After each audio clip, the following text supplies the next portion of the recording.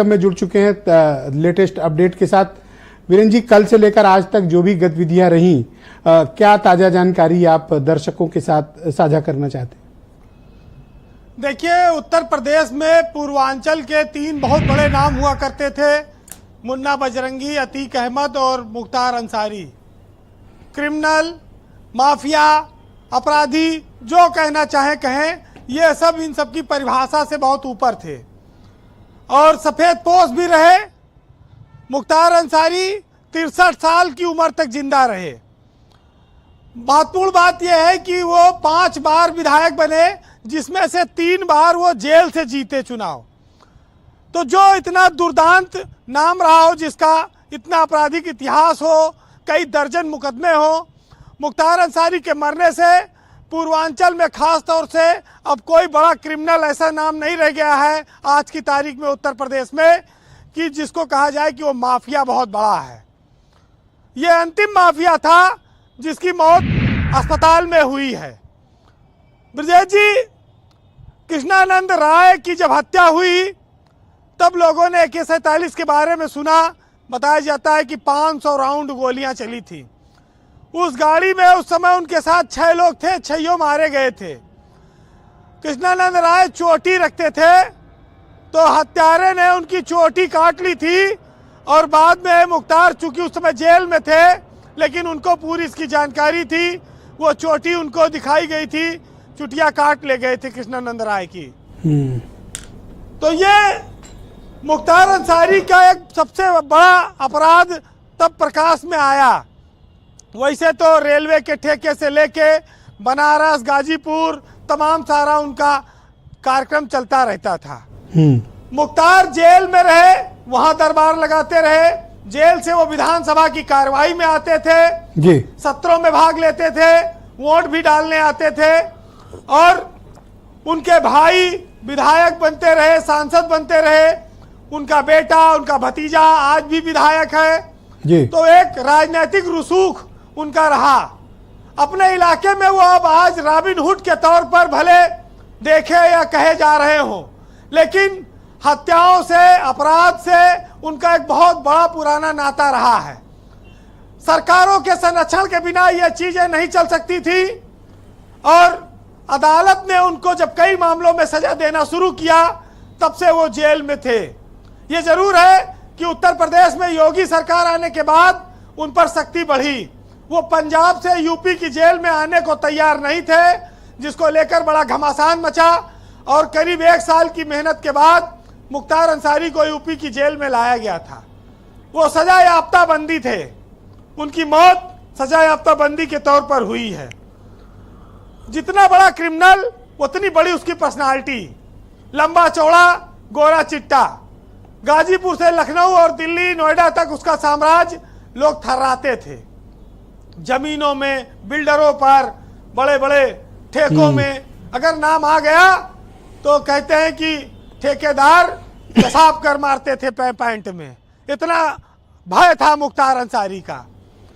मुख्तार अंसारी का अंत लेकिन इतना कह ले कि कमजोर होगा, इतना कष्टकारी होगा, ये हर व्यक्ति को देखना चाहिए जी। मुख्तार एक ऐसा माफिया था जो अतीक के बाद उत्तर प्रदेश में सबसे ज्यादा कुख्यात माना गया। और उसने एक शेर पढ़ा था कुछ दिन पहले जब ईडी की कस्टडी में था और बहुत बहादुरी के साथ अदालत से निकलकर उसने कहा था कि तूफान कर रहा था मेरे अज़्म का तवाफ, दुनिया समझ रही थी कि कश्ती भंवर में है। मेरे हौसलों की परीक्षा ली जा रही है और तुम समझते हो कि मैं घबरा गया हूं। ज्यादा समय नहीं बीता है, 1.5 साल पहले प्रयागराज में उन्होंने ये बात कही थी। लेकिन एक दिन सबका अंत होता है और मुख्तार को भी सजा याफ्ता मुलजिम के तौर पर उनकी मौत हुई है। ब्रजेश जी, क्रिमिनल चाहे जितना बड़ा हो, समाज चाहता है कि शांति रहे, वो अपराधी को कभी पसंद नहीं करता है। मुन्ना बजरंगी को बागपत जेल में गोलियों से भून दिया गया, आज तक उस पर कोई खुलासा नहीं हुआ। बहुत सारे सवाल उठते रहते हैं। लेकिन अंत इस बात से होता है कि अपराधी था, मारा गया, इसमें किसी का क्या नुकसान। जिनके घरों के चिराग बुझे, जिन महिलाओं के सुहाग उजड़े, जो बच्चे अनाथ हो गए, जिन लोगों की जमीनें मकानें कब्जा हो गई, उनके दिल को आज बड़ा सुकून भी मिला होगा। ये अलग बात है कि मुख्तार जनप्रतिनिधि रहे, लगातार चुनाव जीतते रहे, अपने क्षेत्र की जनता में वो लोकप्रिय थे। ये एक नए रॉबिनहुड की पहचान भी है और एक नया उदाहरण भी आप देख सकते हैं। हम लोग किताबों में रॉबिनहुड को सुनते थे। मुख्तार जैसे लोग ही, जब कृष्णानंद राय की ब्रजेश जी हत्या हुई थी तो राजनाथ सिंह ने 14 दिन तक जिला मुख्यालय पे धरना दिया था गाजीपुर में, जो आज देश के रक्षा मंत्री हैं। और कृष्णानंद राय मनोज सिन्हा के चेले थे, जो आज जम्मू कश्मीर के एलजी हैं जी। उनका भी उनका पुराना नाता था। लेकिन आज देखिए, एक और तो मुख्तार मरे, मान लीजिए वो सजा याफ्ता थे कि उनको अदालत ने सजा दे रखी थी जी। मुख्तार के साथ बहुत सारे लोगों के नाम भी जुड़े थे। उनमें से बहुत सारे लोगों को कैटेगरी सुरक्षा भी मिल रही है, बहुत सारे लोगों को सरकार ने पुचकारा भी है। तो ये भी है, तमाम उसमें है क्या किसका किसका नाम लिया जाए। लेकिन इतना जरूर है कि मुंशी प्रेमचंद ने लिखा है कि न्याय वह है जो दूध का दूध पानी का पानी कर दे।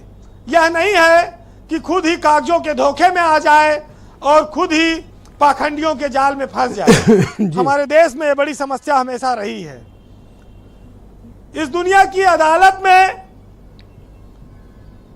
मिला जाए या किसी दूसरी अदालत में मिला जाए, लेकिन एक बात हमेशा याद रखना होगा कि जुर्म और अपराध की सजा हमेशा मिलती है और वक्त पर जी वीरेंद्र जिसको जी। मरना है वो तो मरेगा ही। जी। बहरहाल सुनिएगा, जब अपराधी को सजा नहीं मिलती है, देर से मिलती है, तो तमाम सारी विकृतियां पैदा होती हैं। अदालतों पर भी लोग उंगलियां उठाते हैं, आलोचना करते हैं। तो सुनिएगा कि खरगोश सा अपराध, कछुए सा न्याय, एक दिन बंद हो जाएगा ये भी अध्याय। अपराधी अपराध करके जब तक बचता रहेगा तब तक इसी तरह का बेहिसाब जुर्म बढ़ता रहेगा। बहुत शुक्रिया।